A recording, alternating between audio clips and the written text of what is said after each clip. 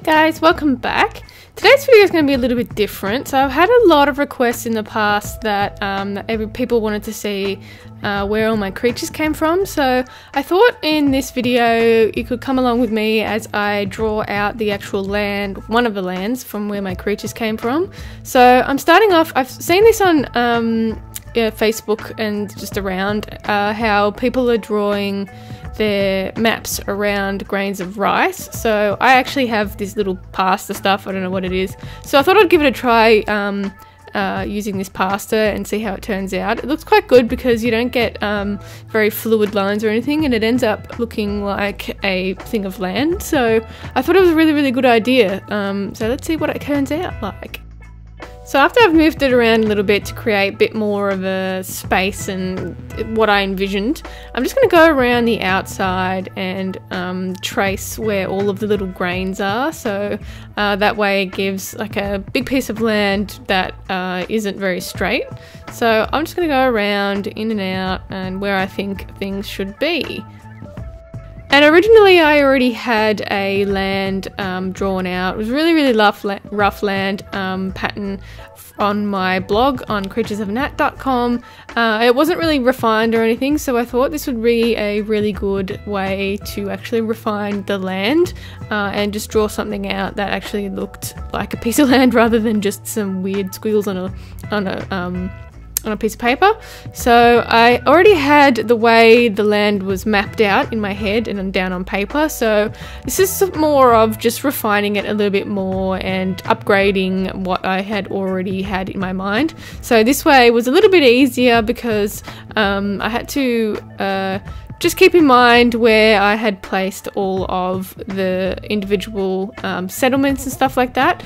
And that way I could just follow what I already mapped out the first time I did it. So I'm really excited to do this upgraded island map as well. And I really enjoy making maps for some reason. I think it's really fun. So I hope you guys like this because I'd like to do some more in the future. So let me know if you like things like this. Right, so I got rid of the pasta and here's what we have so far. As you can see, it's kind of a landlocked island. So my island consists of 8 separate little sediment segments. So I'm just going to map out where I roughly want these settlements to be. And it is a little bit different from the first map that I drew, but there is a settlement in the middle of the map that everything else sort of revolves around.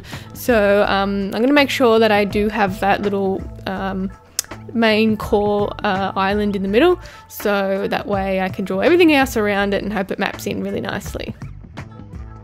So this particular land is called the mainland, or as the native people call it, Nanclendara, and it is just the main sort of place where all of my creatures come from and all of the folk live in this particular land. There are other little countries and stuff like that, but I'm only up to 2 of them so far, so you can look out for another video of map drawing in my second one. I've only just sort of created that one, but this one was my original country.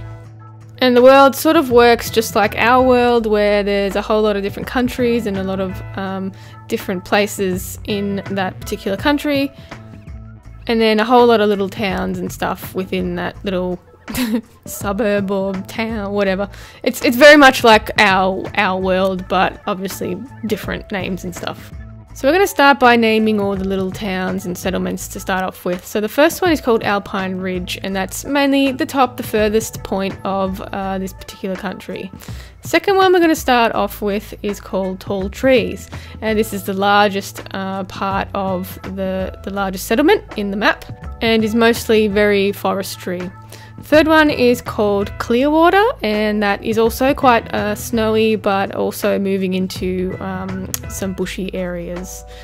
Fourth one is the middle one, and it's called Kalatha, and that is a really thick forested area, and mainly just untouched, uninhabited place. Fifth one is called Valley of Fire, and as you can tell, it's probably much revolves around fire. So there's a whole lot of volcanoes around this area and it is quite dry. Moving on to the next one, and this one is called Crooked Trawl, and this is a bit shady, this area, so a lot of shady stuff happens and a lot of bad things happen here too. Moving on to this tiny little island, and this is called Isle of Missing Souls, and this is like a mysterious little place that no one really inhabits either, so it's very, very strange. And lastly, we have a settlement called Central Highlands, and that's sort of a marketplace area and really high traffic and stuff like that as well. Okay, so there's like a main river that runs directly straight through the whole world itself, and each little region has its own name for it, so there's no particular name, but everyone sort of refers to it as like the life bringer sort of thing. Alright, so let's start with Central Highlands, and Central Highlands has 5 settlements inside the little state. So this one down here is called Merchant's Landing, and that's where there's a whole lot of marketplaces and where people really go to sell their produce and get supplies and stuff like that. Second one down here is called Beauchamp's Brassy, and that's sort of it revolves around the port here, so there's a lot of things coming and going around this particular settlement. Moving up to the next one, and this is the largest settlement of Central Highlands, and it's called Old Crow. It's mainly flatland where a lot of grazing animals, creatures live. Next one is called Ricketts Point, and this is the northernmost settlement and overlooks tall trees where a lot of merchants sort of rest. Next is a settlement called Dead Lead, and this is mainly very unforgiving land, and a lot of people get into trouble around this little settlement. The next region is called Isle of Missing Souls, and this little island is shrouded in mist all year round, so it's where a whole lot of little souls and stuff go to, it's kind of purgatory for souls that are a bit troubled. The next region is Crooked Trawl, and this consists of 6 little settlements. The first one here is called Wildcat Rough, and it's also a port town, but it's a port town for illegal items and also smuggling and just really shady stuff like that.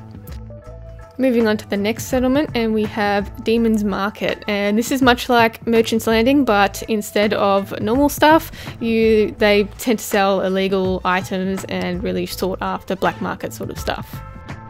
The next one is called Insidious Cape, and this is the least dangerous of all the settlements, and it sort of overlooks Demon's Market, so it's a good place for merchants to stop.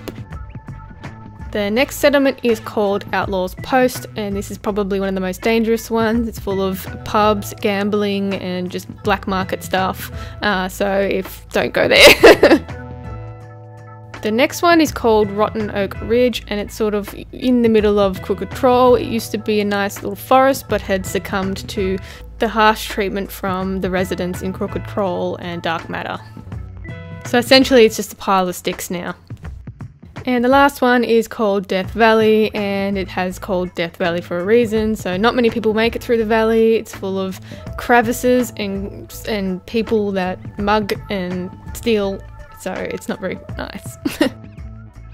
Next region is called Valley of Fire, and it has 5 little settlements. This one is called Wildfire, and it's a little settlement that firecrafters come from.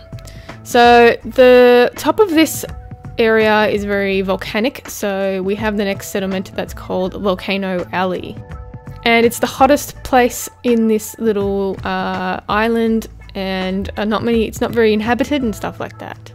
So as you can see, lots and lots of volcanoes. Now there is quite a large canyon that runs right through the Valley of Fire, and there are 2 sort of settlements inside the canyon. So the first one is Black Canyon, and this is where a lot of firecrafters that have lost their way sort of live in this little settlement. And then the second one is called Sulphur Canyon, and this is where most of the firecrafters live and have their little township. The next one is a little way down from Sulphur Canyon, and it's called Crimson Point, and it gets its name from the way the sun hits it, and it makes it a nice red colour in the evening. Up a little further and we have a settlement called 3 Point Rock, and it speaks for itself. There's a rock with 3 points, and it's covered with a lot of creatures around this area because it's pretty much uninhabited. Moving on to the next region, and it is the Kalatha region. So here we have a lake, and it's called Illusion Lake, and it sort of shows people, when you look into the reflection of the lake, you see yourself and what your true desires and stuff are. So it's very, very sought after location. Next we have a settlement called Red Wolf, and it's kind of a project of mine called Red Wolf, so it's a particular creature that is a red wolf and it's very elusive.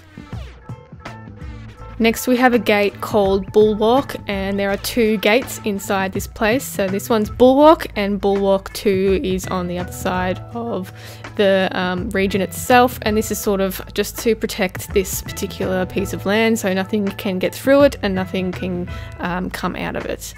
Moving on to the next one, and it is called Guardian's Pass, and it really means you can only get granted permission to pass through this particular space. Next we have Soul's Landing, and it's kind of a mysterious place where you need your soul to guide you through this forest itself. Moving on to the next region, and we have Clearwater. So it also has a little basin inside the region itself, and it is called Mineral Springs. And it has the purest water in this whole region itself, so it is very sought after water. The next little settlement we have is down the bottom, and it's called Wolf's Post, and it's sort of a lodging area where people go to stay when they're travelling. Moving on to the next one, and we have Winter Pines, and that is the main settlement for the watercrafters, so it's quite a large little settlement in this region. Next we have a settlement called Mountain Ash, and this is a foresty area that is usually covered in a blanket of snow all year round. Next we have a settlement called Twin Wolves, and this name comes from 2 rocks that actually look like wolves in this region. Second last we have Deer's Landing, and there's quite a lot of creatures here, which makes it a popular destination for a lot of travellers. And lastly we have Oak Ridge, and that sort of overlooks all of the Alpine Ridge region and is really high quality air. Next we have the Alpine Ridge region and a settlement called Clearview, and this overlooks the Tall Trees region, so it's quite popular for travellers. And Alpine Ridge is the most mountainous place in this country.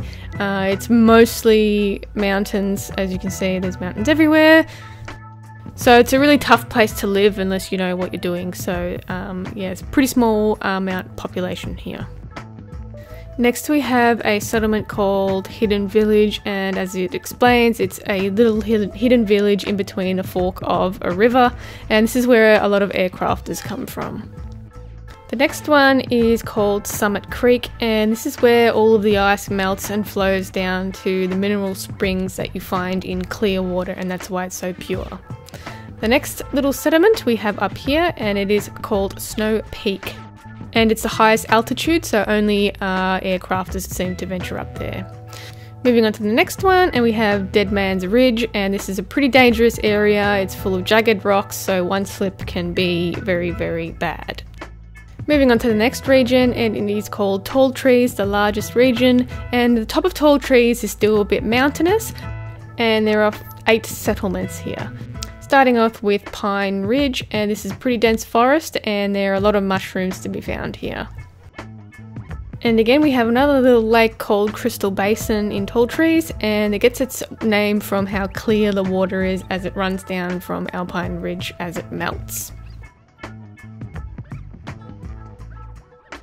Next we have Beartooth Pass, and this is a great fishing spot and a nice camping spot for travellers as well, so a very popular destination. Next we have Elk Marsh, and it is a huge marsh in the middle of Tall Trees, and it's very hard to get across this particular settlement. Next we have the largest settlement called Fallen Leaves, and this is the settlement of Earthcrafters, and it's a pine forest where they live with a lot of log cabins.